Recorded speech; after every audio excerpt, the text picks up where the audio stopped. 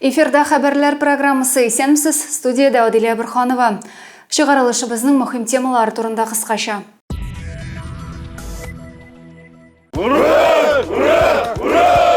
Зейде хауа десанты ғаскерлері күнін белгіледілер.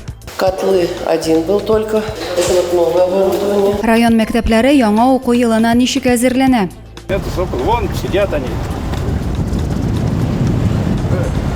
Зей су сақлағышын баклан деген құшлар өзеткен. Ел сайын август айының 2 күнінде хауа десанты ғаскерлері күні белгілеп өтілен бұйылды десантшылар жиылып, халак болған иптешлерін еске алдылар. Район жетекшілігі харми комиссарият вәкиллері тәбриклеу сүзлері білән шығыш ясады.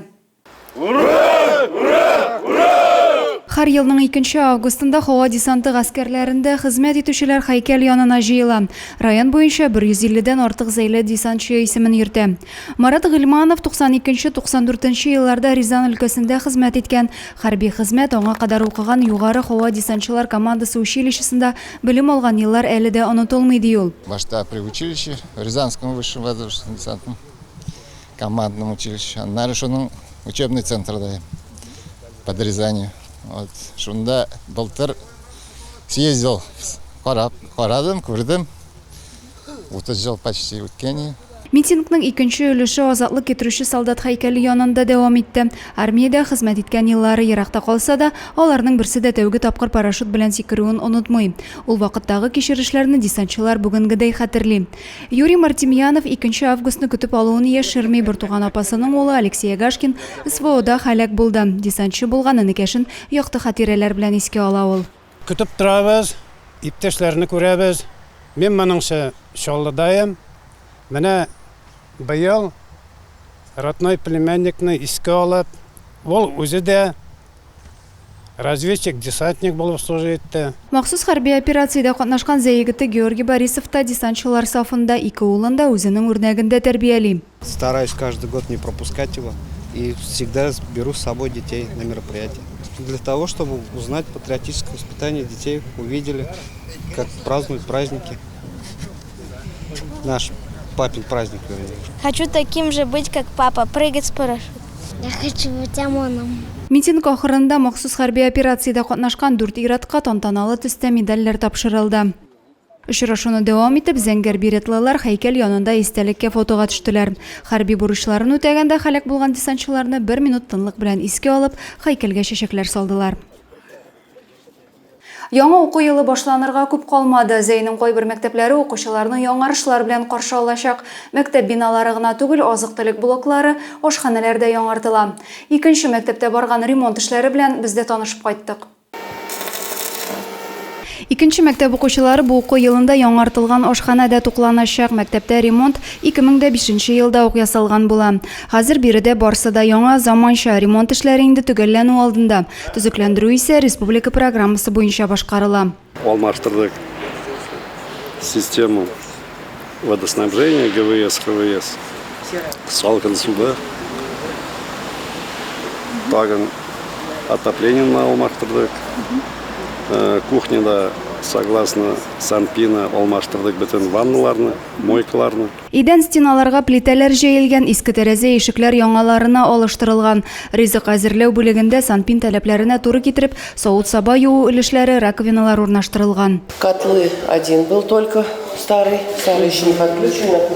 Это вот новое оборудование. Әлеге программа буенча электр һәм су челтәрләре, канализация, вентиляция системалары яңартыла, буяу, бизәү эшләре үткәрелә. Чыгу керү өлешләре дә төзекләндерелгән. Һава суыру системасы азык әзерләү блогында гына түгел, ата-аналар сорауы буенча ашханәгә дә куелды, ди мәктәп директоры. Много было нарушений по точности технологических процессов. Не соответствовало технологическое оборудование, не хватало.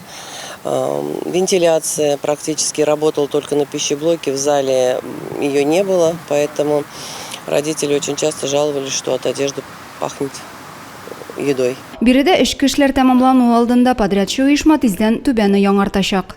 Адилия Бұрханова, Максим Майоров, Зәй хәбәрләре.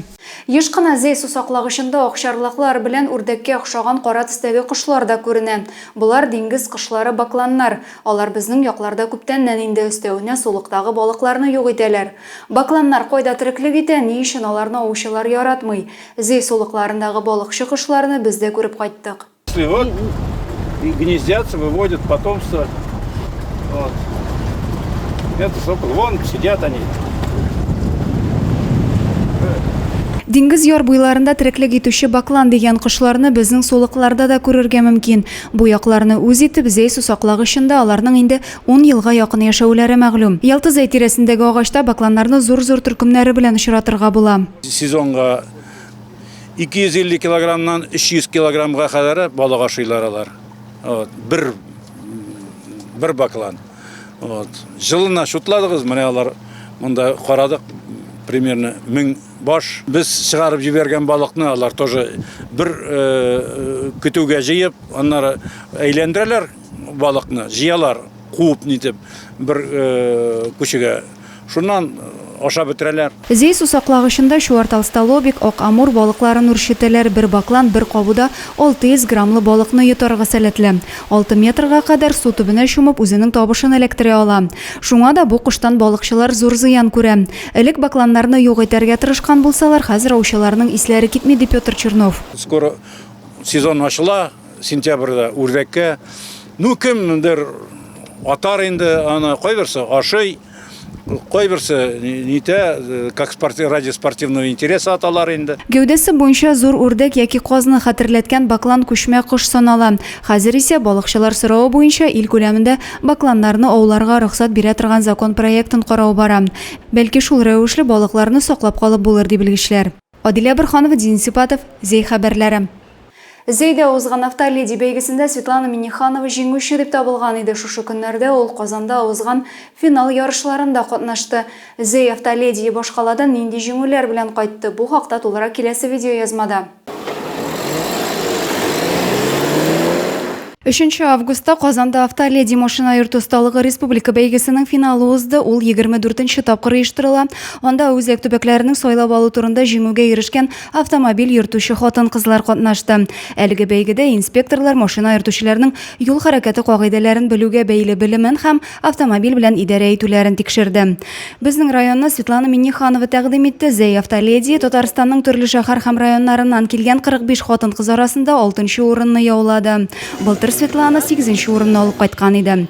Автоледи бәйгесенең район этабында исә 5 ел рәттән катнашты. Соңгы 3 елда бәйгенең биремнәрен төгәл үтәп, үзенең иң яхшы машина йөртүче хатын-кыз булуын күрсәтте. Машина йөртү стажы 9 ел. Светлана Миннихановага киләчәктә дә имен юллар һәм яңа җиңүләр теләп калабыз.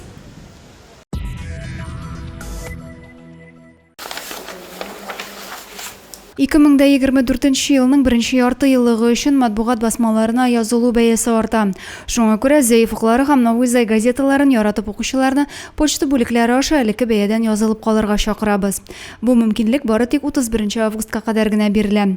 1 сентябрьдән почта бүлекләре аша язылу бәясе кыйммәтрәк булачак. Район газеталары һәр зәйлегә иң якын торучы мәгълүмат чарасы. Газета битләрендә туган төбәк тормышы, аның кешеләре турында укып белергә мөмкин. Хезмәт алдынгылары кызыклы һәм катлаулы язмышлы геройлар белән танышырсыз. Алар барысы да газета битләрендә, шулай ук сайтта һәм социаль шелтәр төркемнәрендә чагылыш таба. Шуның белән атна ахырына булган хәбәрләр чыгарылышы тәмам. Тагында күбрәк мәгълүмат белән сез Зей яңалыклары сайтыннан таныша аласыз. Мин сезнең белән сау булашам, сау сәламәт булыгыз.